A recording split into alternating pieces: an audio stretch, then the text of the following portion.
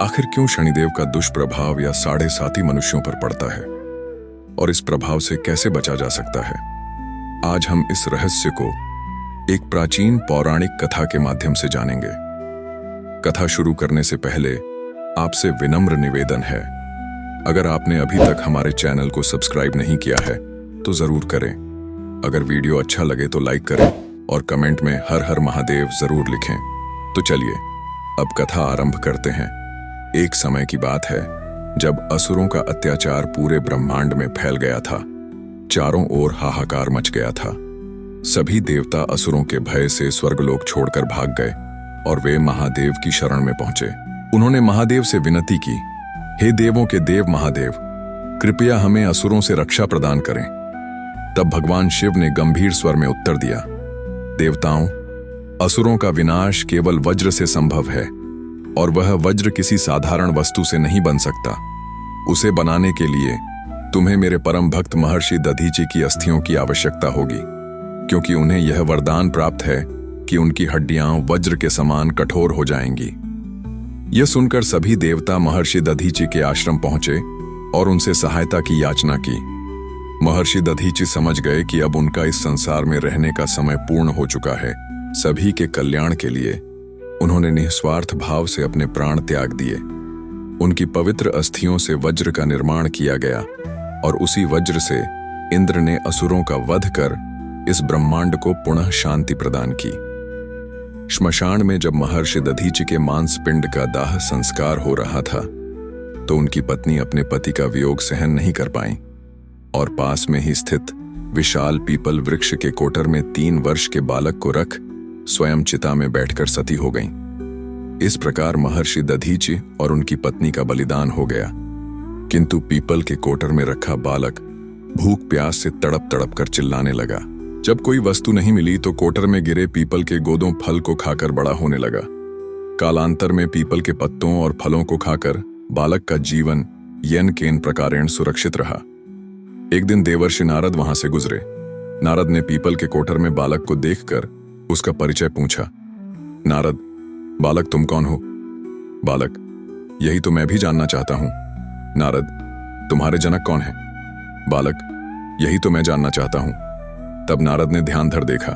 नारद ने आश्चर्यचकित हो बताया कि हे बालक, तुम महान दानी महर्षि दधीचि के पुत्र हो। तुम्हारे पिता की अस्थियों का वज्र बनाकर ही देवताओं ने असुरों पर विजय पाई थी। नारद ने बताया कि तुम्हारे पिता दधीचि की मृत्यु मात्र 31 वर्ष की वय में ही हो गई थी। बालक, मेरे पिता की अकाल मृत्यु का कारण क्या था? नारद, तुम्हारे पिता पर शनिदेव की महादशा थी। बालक, मेरे ऊपर आई विपत्ति का कारण क्या था? नारद, शनिदेव की महादशा। इतना बताकर देवर्षि नारद ने पीपल के पत्तों और गोदों को खाकर जीने वाले बालक का नाम पिप्पलाद रखा और उसे दीक्षित किया। नारद के जाने के बाद बालक पिप्पलाद ने नारद के बताए अनुसार ब्रह्मा जी की घोर तपस्या कर उन्हें प्रसन्न किया। ब्रह्मा जी ने जब बालक पिप्पलाद से वर मांगने को कहा तो पिप्पलाद ने अपनी दृष्टि मात्र से किसी भी वस्तु को जलाने की शक्ति मांगी।